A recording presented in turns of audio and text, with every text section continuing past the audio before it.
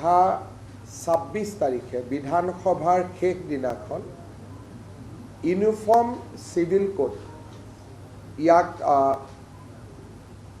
সদনত উপস্থাপন কৰিবলৈ সিদ্ধান্ত গ্ৰহণ কৰে।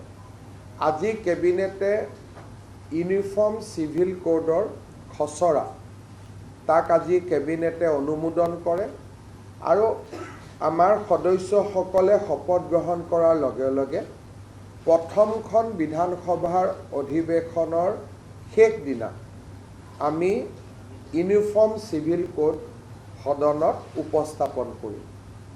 আজি কেবিনেটে পাছ কৰা খচৰা অনুসৰি এই ইউনিফৰ্ম সিভিল কোডৰ পৰা জনজাতীয় লোকসকলক both hills and tribe plains জনজাতীয় লোকসকলক ইউচিচিৰ আওতাৰ পৰা বাহিৰত ৰখা হ'ব আৰু এই ইউচিচিখনে কোনো ধৰণৰ ধৰ্মীয় ৰীতি নীতি কাষ্টমছ ট্ৰেডিশ্যন এইকেইটাকো ইউচিচিৰ আওতাৰ পৰা সম্পূৰ্ণ বাহিৰত ৰখা হৈছে।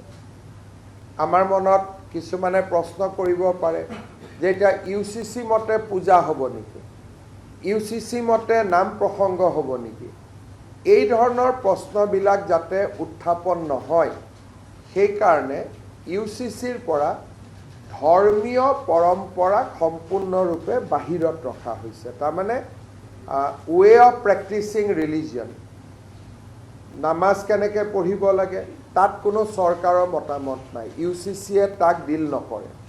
পূজা কেনেকৈ কৰিব লাগে সি ইউচিচিৰ ভিতৰত নপৰে।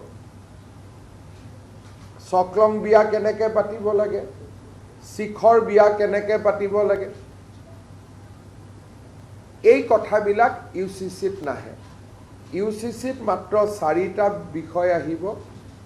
বিয়াৰ বাবে ন্যূনতম বয়স নিৰ্ধাৰণ হ'ব, পলিগেমি নাথাকিব, সম্পত্তিৰ অধিকাৰৰ ওপৰত থাকিব যে ছোৱালীয়েও সম্পূৰ্ণ অধিকাৰ পাব পাৰিব, লিভ ইন ৰিলেশ্যনশ্বিপৰ ওপৰত থাকিব।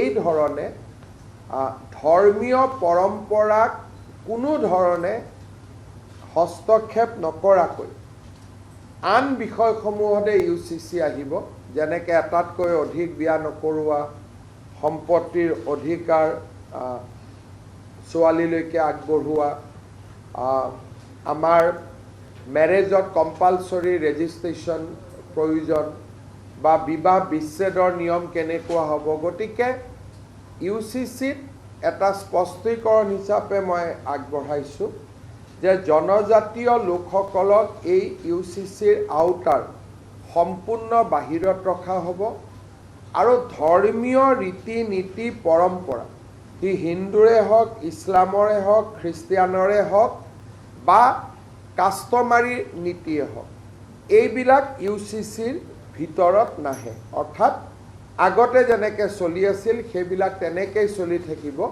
ই ইউচিচিৰ ছাবজেক্ট মেটাৰ নহয়। ৰিচুৱেলছ, কাষ্টম, ধৰ্মীয় ৰীতি নীতি ইউচিচিৰ ভিতৰত নপৰে।